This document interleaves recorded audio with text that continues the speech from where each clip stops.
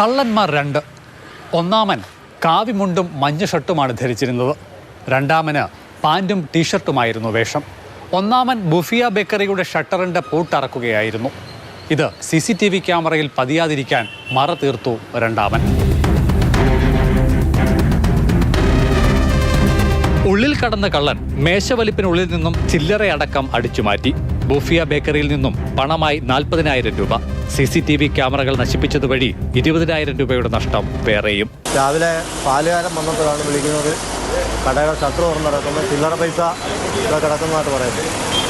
അപ്പോൾ അങ്ങനെ ഞങ്ങൾ ഇവിടെ വന്ന് നോക്കുമ്പോൾ ഷട്ടർ തുറന്ന് കിടക്കുന്നു. ഞങ്ങളകത്ത് കയറി നോക്കിയപ്പോൾ അതിനകത്ത് പൈസ എല്ലാം പോയിരിക്കുകയാണ്. UD men's fashion store, Vidyabhavan books, bread line cafe എന്നീ സ്ഥാപനങ്ങളിലും പിന്നീട് കള്ളന്മാർ കയറി.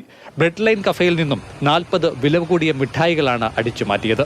ഇവിടെ നിന്ന് കള്ളന്മാർ ഐസ്ക്രീം കഴിച്ച ശേഷമാണ് സ്ഥലം വിട്ടതും. ഐസ്ക്രീം ഒരെണ്ണാണ്ട് കഴിച്ചിട്ട് അതിൻ്റെ കവർ ഇവിടെ ഇട്ടായിരുന്നു. പിന്നെ പൈസ ഒന്നും പോയിട്ടില്ല, ഡയറി മിൽക്ക് മാത്രമേ പോയിട്ടുള്ളൂ.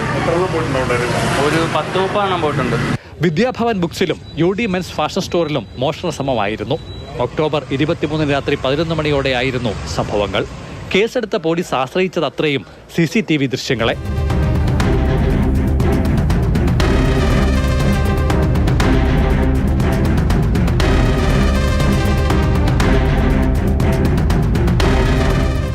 പരിശോധനയിൽ കള്ളന്മാരെത്തിയത് പെട്ടി ഓട്ടോയിലാണെന്ന് വ്യക്തമായി.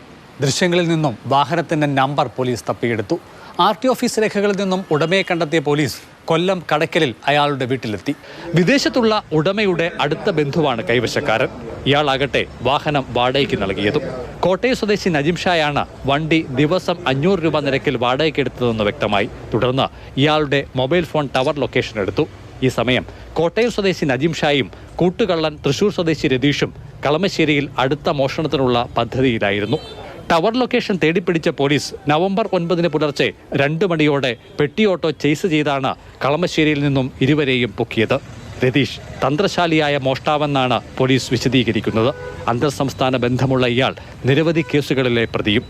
CI പ്രതീഷ് കുമാറിന്റെ നേതൃത്വത്തിലുള്ള സംഘമാണ് കേസ് അന്വേഷിക്കുന്നത്. റിമാൻഡിലുള്ള പ്രതികൾ കൊട്ടാരക്കര സബ് ജയിലിൽ കഴിയുന്നു. CK Abhilal, Mathrubhumi news, Pathanamthitta.